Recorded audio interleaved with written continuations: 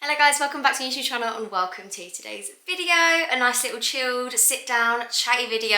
I've got a cup of coffee and I highly recommend you get yourself one, or a cup of tea or a hot chocolate, whatever your vibe is. But yeah, definitely a hot beverage. I feel like, yeah, a jammery day like this, we need it. In today's video, we're going to be talking about things that I wish I'd known before I became a mum of two.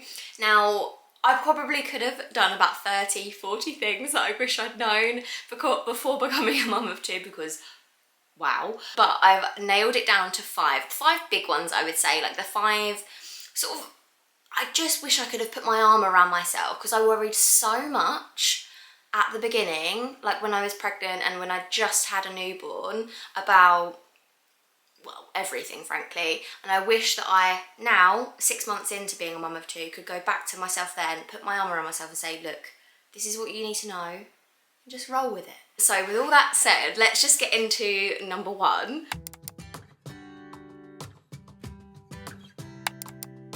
Number one, and it might sound so obvious, and no, it does sound so obvious, it really does, but the newborn stage will not be the same as it was the first time round.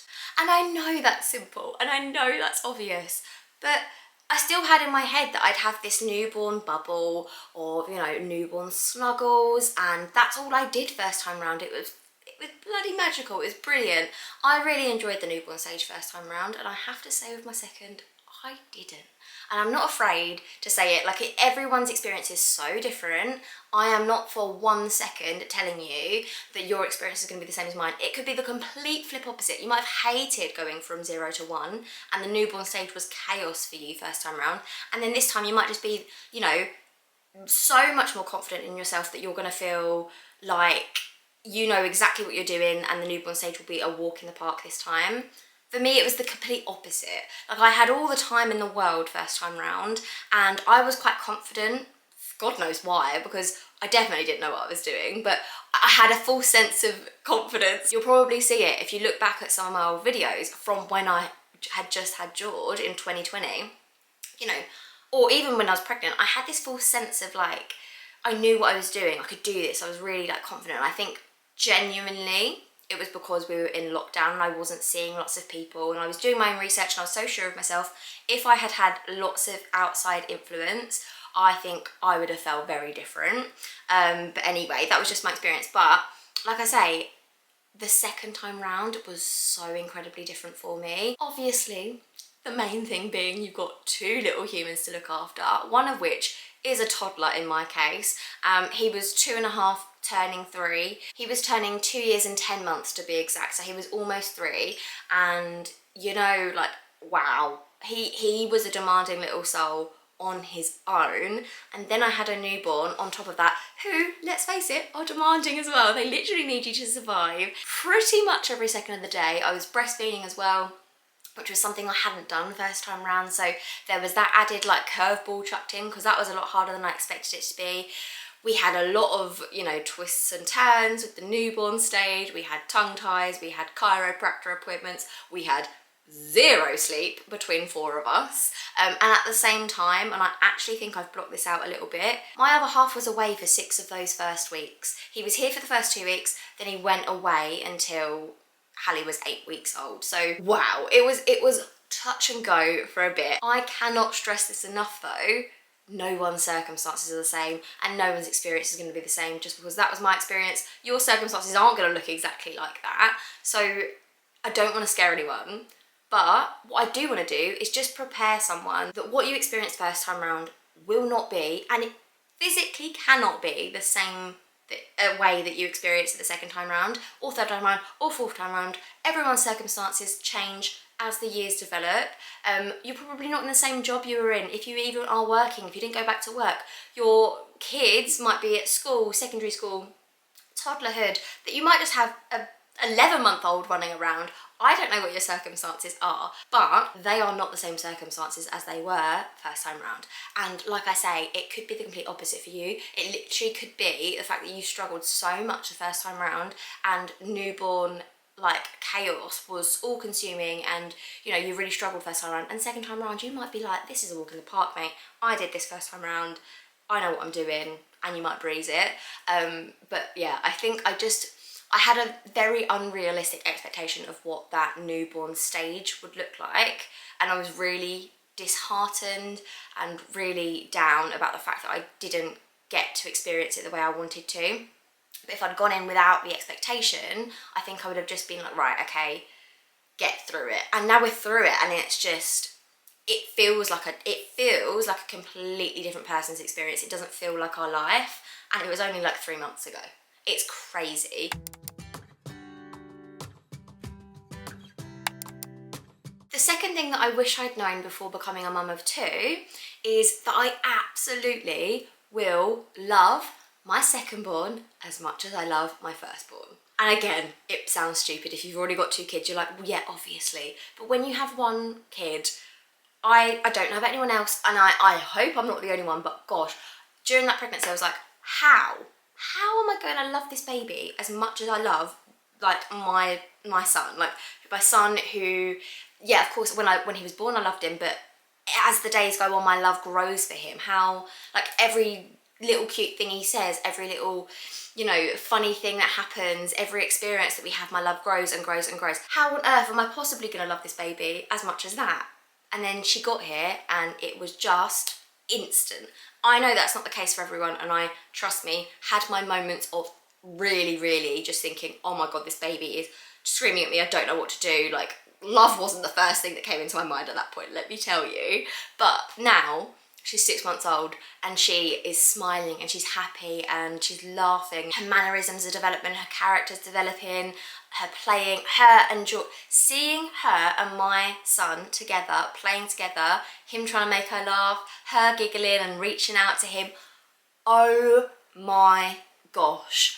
Love has not just doubled, the love has quadrupled. It has absolutely just multiplied so much, and it's just insane. It's not just my love individually for them, it's my love for them as a unit, like, I love my son and I love my daughter, put them together and I love my kids so much. I genuinely cannot describe seeing your 2 kids together, enjoying each other's company. I'm sure there's going to be many times where they're going to be arguing and George already gets angry with Hallie if he touches something or whatever, but when they're just together, even just sat there, I just think, wow, we've made that. We've not just made each individual person, but we've made siblings that love each other. That sibling love is unmatched. I'm an only child, so I have never experienced this. I've never witnessed this. I literally look at them and think, oh my gosh, that's everything. That's everything. If someone could have told me that that's something that I would experience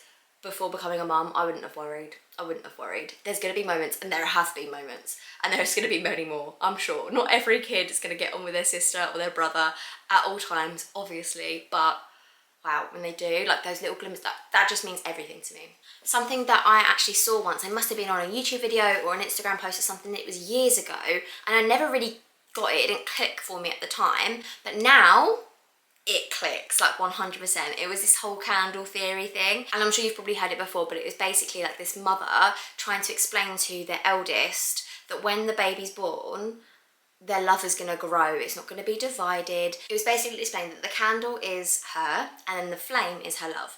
And so when she met their dad, she gave him some of her love, so their candle was then lit. And then when he was born, the son, firstborn, she popped over the flame, lit his candle, and that was her love. Her love hadn't been divided, it just grown. So the flame on each of their candles, and then when the baby's born, they're going to have a candle, and they're going to light the candle. And their love has just grown and grown and grown, and you can love lots of people, and it doesn't have to be divided. And that was, I feel like I'm probably not explaining that in the best way ever, but now I've like literally witnessed that within myself and in my house and everything, in our family. I'm like, oh yeah, obviously, of course. It doesn't have to be divided. Time does. Time very much does. But love doesn't.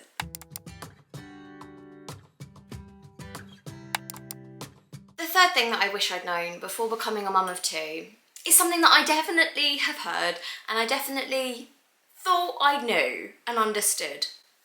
But wow, until you see it happen in practice, you don't really know. Like, you don't really know. But every baby is so different. Oh my gosh. Because I feel like you hear this a lot, right? You always know, you always see, you know, on Instagram and on anything that, you know, every baby really is so different, everyone's circumstances are so different, everything is different, and you, of course it is, I know that logically, but I think when it's your kids, you think, I'm not going to do anything different, my kids are my kids and I'll do exactly the same thing and they'll turn out exactly the same. Silly way to think, because wow, my two children could not have been more different. From the get-go, George was on the 9th centile when he was born. Hallie was on the 75th. I'm pretty sure she might have been on the 80th. She's definitely huge in comparison to George. George is really small for his age and she's big for her age. She looks like a 1-year-old and she's 6 months old. It's crazy. George slept through the night at 6 weeks, and until probably about 15, 16 months, he slept through the night every single night. Unless he was ill or something like that, but yeah, like he slept through the night until about 15, 16 months. Then he started getting into some regressions, toddlerhood, you know, downhill since then, I'm not gonna lie, but that was his early days in terms of sleep. Hallie hasn't slept through the night once yet, she's 6 months old. Now, there's a difference in terms of how they were fed, and all of that kind of stuff. Like Hallie was breastfed for the first 3.5 months, 4 months, but then combination fed, and then now she's bottle fed, but George was bottle fed from the get-go, formula. So, you know, there's a difference there, but they are very, very different. I think some of that might actually have to do with their weight and how much food they might need, because George, like I said, was smaller, so he probably needed less food to sustain him, whereas Hallie's huge, so she probably does need more food, so that's why she's getting up in the night for night feed still. I don't know, that's just a theory. George was one of those babies you can just pop him down, he'd whine a little bit, and then he'd fall asleep. I never rocked him to sleep. He never really, other than when he was newborn, never really contact napped. Again, until he was like 18 months, and now it's just like snuggle central. If he's having a nap, I'm having a snuggle, because the thing is, you try and get for the first year like, oh, I don't want to contact nap, I don't want to rock them to sleep, I don't want to, but then they get to that age and you're like, oh no, come back. So, you know, there's a bit of that, but yeah, like he was just like, he needed his own space. He was like dead easy in that sense. And Hallie was not. Is not. No, you know what? She's a lot better now. We did have to kind of do a little bit of sleep training for it, to be honest. But when she was first, but she would not go to sleep unless she was rocked. She'd stay up for 4, 5, 6 hours in a straight go, like as her awake window, unless you rocked her to sleep. As a newborn, that must have been torture for her. Like, we just had to rock her. We had a doona car seat or the buggy. We just rock her in that. Or I'd carry her like this and do the standard rocking, toing and throwing. Or we'd get her in her next to me cot and like jiggle the hell out of that. You know, that was how she fell asleep. And then she would have a 40-minute nap on the dot and then wake up. Like she would, I mean, sometimes it was less. She was a cat napper or she was a 1 sleep cycle sleeper. Yeah, there were differences from the get-go. Food-wise, Hallie's really not taking to food that well. She's not keen on it. We're getting there, like, don't go, like, we'll get there. I'm not stressed about it, but George was yamming down the food straight away. By 7 months old, he was on 3 meals a day. It was just insane. He was just great, like, with that. And then, like I say, Hallie's just not that interested yet, and we've been weaning for a couple of weeks now. She's definitely not ready to go up from 1 meal a day, like, no.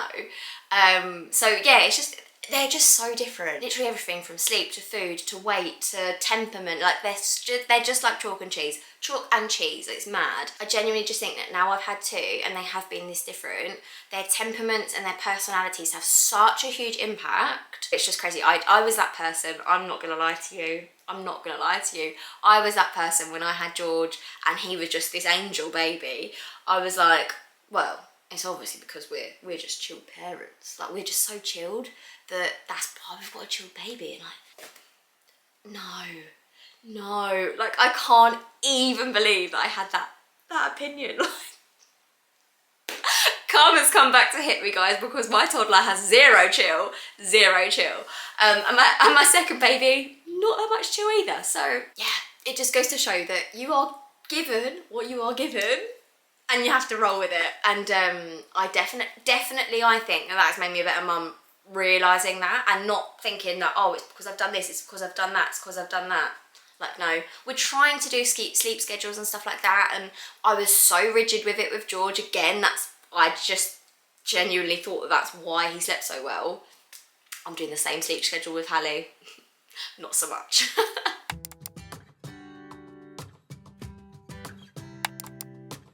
The fourth thing that I wish I had known before becoming a mum of two is how much bigger your firstborn will seem when you come back from that hospital. Like, from the second I came back from that hospital, he had grown into this, like, this child. Like, he wasn't my baby anymore. It was just, it was a bit shell-shocking, I'm not gonna lie. Like, I was really taken aback by it because he was only 2, he was just a baby. But then all of a sudden he was 3, and then all of a sudden he was just huge, and like I'd pick him up. I remember he was napping on the sofa once, and I went to like support his head because I'd obviously just been like carrying Hallie, and I don't know, it was just like an instinct to carry his head, and I was like, wait, you're huge, you're massive. And I like carried him, and I was just like, he's huge, he's basically a teenager. Oh my god, where's these years gone? Didn't appreciate the time that I had with him. Like, in all fairness, I do think that hormones maybe had a little part to play in this, but I got really emotional about it. Like, I genuinely couldn't understand like the difference. Once I got over I'm really sad about the fact that he's just like grown into this huge boy now, like he's just not my baby anymore. What I then started to like come to realization with is he has surprised me so much, because I still had in my head that he's just this little baby basically. Like, I need to do everything for him. He doesn't understand what's going on, so, you know, etc, etc. I expected a lot of pushback from him when the new baby came along. When Hallie came along, I expected him to not adapt very well and to need a lot of support with that, and, you know, for there to be a lot of jealousy and a lot of spitefulness. That is genuinely what I thought would happen, and he really surprised me. He surprised me so much, and I feel really guilty for thinking that of him, but he literally not only grew like in my eyes in terms of like how massive he just seemed in comparison to this newborn, but he grew like in character almost overnight. Like, wow, we had moments, trust me, like it was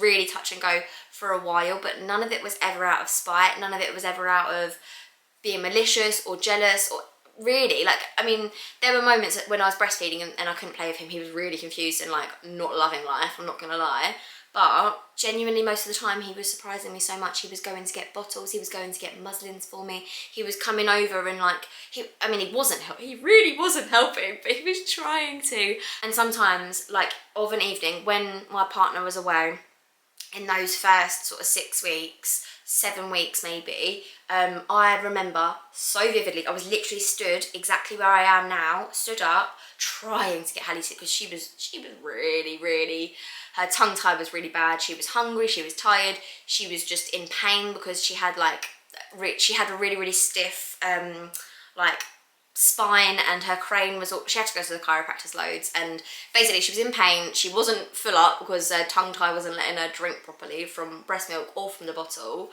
She was really tired, it was just all over the place. But whilst all of this was happening, I was in floods of tears. George was sat there and he asked if I was okay. George was sat there and he was bringing me things, or he was just sat there playing with a puzzle nicely.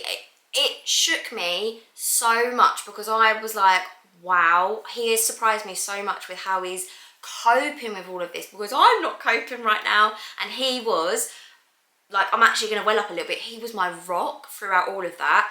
He was also a cause of a lot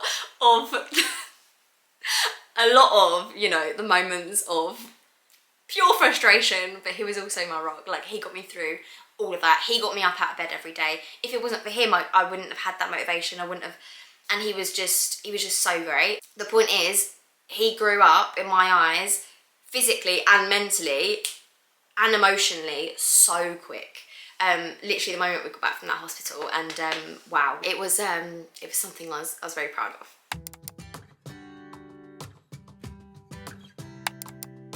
Look who's up! You're up from your nap, and we've only got one more thing to go. Yes, we have. I'm going to pop you in here, playing your little play gym for a sec.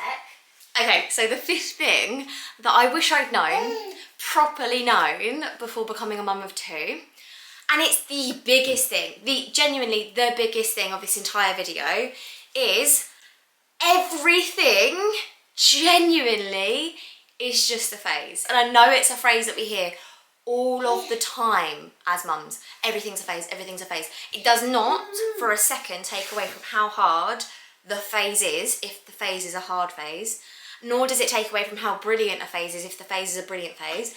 But what we must always all remember is everything really is truly a phase. And I cannot emphasize this enough, and the reason I'm trying to emphasize this enough is because I'm so passionate about this, because my life 4 months ago versus my life today, they are literally worlds apart. I can't even explain to you, like, physically, emotionally, mentally, literally everything has changed for the better. I'm not gonna lie to you. Like, I've said it a few times in this video, and I've said it a lot throughout my last vlogs over the last 6 months, but those first few weeks of having 2 kids really knocked me for 6. And at the time, it felt like, oh my God, this is my life now, and I've done this, and what the hell have I done, because this is so impossible to endure. Like, how can anyone do this? And then the weeks go on, some of the issues that we were facing with the tongue tie, with the feeding, with her having to go to the chiropractors, with some of George's issues, like, you know, behavioural issues or whatever it might have been at the time, bedwetting or poo explosions or this or that, potty training. God, don't talk to me about potty training. All of those things were a phase, and they still are. Like, we're still in some of those phases, I'm not gonna lie to you, but they're a phase nonetheless. And at the moment, I have to admit, we are in a beautiful phase, a phase that I am adoring. I love the 6-month-old mark. I love the three-year-old and whatever, 4-month mark. How many months is it? The 3-year and 4-month mark, for some reason, is a sweet spot for us. Behaviour wise, he's listening, you can negotiate with him, you can talk to him, like, and he gets that Hallie's a baby, he's not getting angry with her, like, for doing something or whatever. I'm sure that's all going to change when she's walking around and trying to grab all of his toys and stuff like that. I'm sure it will, which is why I would say everything truly is a phase. Don't be wrong, that's something that I knew already as a mum. Of course I knew that, because I'd gone through phases with George. He'd been a newborn, bloody brilliant newborn, brilliant baby, really easy as pie. Then he'd gone through, well, basically from like 18 months onwards, has been a tricky toddler. He's been a hard customer. You know, he likes things a certain way, and definitely is not shy about sharing those ways with you, even if they're incredibly dangerous.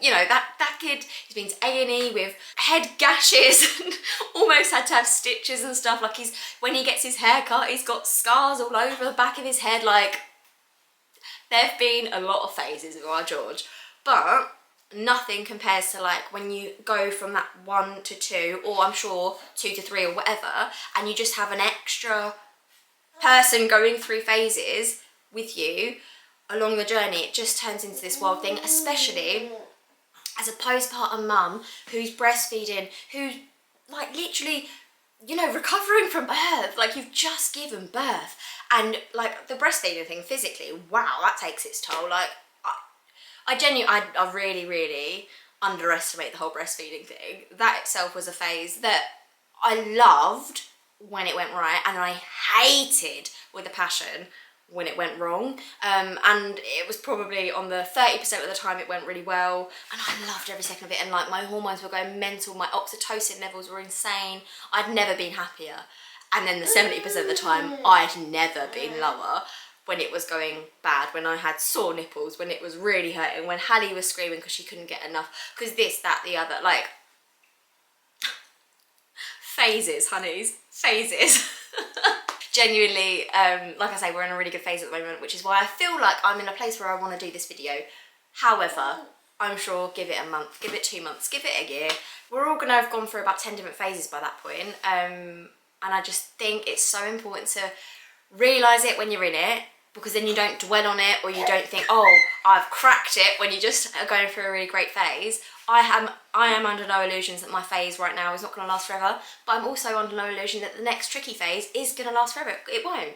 They are all phases and we will get through them. And yeah, I'm going to at least try to remember that when I'm in those phases, hard or amazing, whatever it might be. And I hope you guys try and do it as well. And I hope that kind of maybe gives anyone that's going through a tricky phase at the moment a little bit of peace. If not, if it's the worst thing you could possibly say to you because it's actually hell and the last thing you want to hear is that everything's a phase and it will pass, blah, blah, blah, then fair enough, because that's probably what I would have said if I was going through it. But anyway, those are the 5 things that I wish I'd known, the 5 main things that I wish I'd known before becoming a mum of 2. There are loads more, I'd say more practical things, like, I guess, tips and like hacks and all those kind of things that I wish I'd known, but like these were more sort of broader existential things that I thought, you know, if I genuinely could have put my arm around myself then when I was probably at my, no, not probably, definitely at my lowest moment, I would have put my arm around myself and said these 5 things. But yeah, if we wanted like to maybe do a video on like top tips or whatever that I've learned since becoming a mum, probably like a mum generally, like there are some nappy hacks, guys, that I have just learned and I just think, wow. So if you want that video, then I'll be sure to make it, but let me know down in the comments. But for now, I'm gonna love you and leave you, and I'm gonna go and play with Hallie for a little while. So I'll see you in the next one. Bye, guys. 'Cause you glue all the pieces back together. Yeah, you take all my wrongs and make them better. Yeah, you're making me wanna try forever. I feel so free, oh my sweet baby.